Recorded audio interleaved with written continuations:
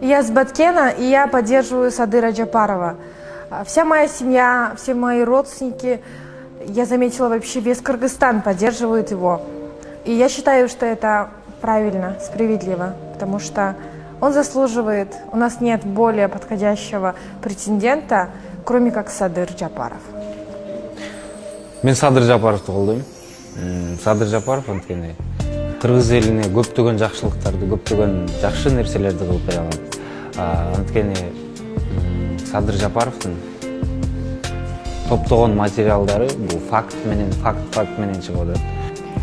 Садыр Джапаров, он самое главное говорит на понятном языке, то есть на простом языке. И также он говорит искренне и от всего сердца.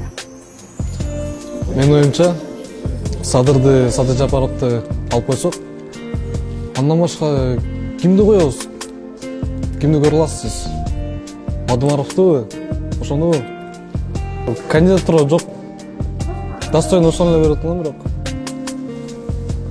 Учурунда кыргыз эли аябай оор абалда турганда, чачылып жок болуп баратканда Манас атабыз чыккан. Ошонун баарын бириктирип, чоң каганат курган. Андан кийин Чыңгызхан келип, биздин көптөгөн баатырларыбызды жок кылды. Андан кийин Кокон хандыгы жок кылды, Алымбек Татка окшогон баатырларыбызды. Андан кийин орустар жок кылды. Эми мына Садыр агабызды жок кылабыз деп атат.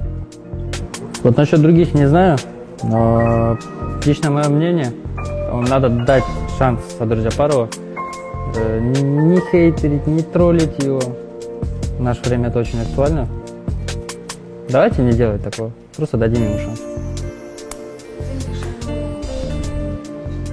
Садыр Жапаров инсан, ага бийликтин, акчанын, байлыктын деле кереги жок. Ал өзүн көргөзүп жатат азыркы убакта. Ал коррупцияны жоюп жатат, Кытайдын карзыны жапканга аракет кылып жатат. Мен аны чыныгы патриот көрөм. Мен өзүм ошол басынан болом. Мен жана менин үй бүлөм биз Садыр Жапаровду колдойбуз. Я поддерживаю Садыра Джапарова за то, что он честный, добрый и просто простой человек. И вообще, делить людей – это очень плохо. Вот, например, все мои подруги городские, и они все поддерживают Садыра Джапарова. Азыр Кыргызстандын тарыхында, 30 жылдык тарыхында биринчи жолу чындыгында ушундай эрктүү башкаруучу келип отурган учуру. Ошону кармап калбастан бизде ар кандай саясий күчтөр, аны ар кандай бир себептер менен, балким себептери баарыбыздарга эле түшүнүктүү. Бул коррупция, акча, ошондой себептер менен көптөгөн акчаларды ошо против Садыра Жапарова деп салынган болчу. Ошо акчаларды колдонуп, ар кандай фабрикаларды, тролльдорду даярдап, ошо менен азыр Садыр Жапаровду каралып аткан учуру. Бирок эл деген баягы ишеничтүү зат да өзү. Ушундай адамдарыбыз да, кыргыздар өзгөчө.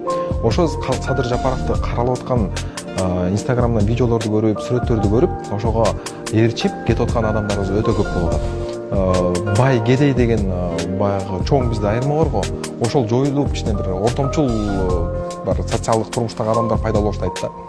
Ошондуктан до конца турабыз. До конца деген сөз бизде аябай тренд болуп калды. Ошон үчүн не дейбиз до конца.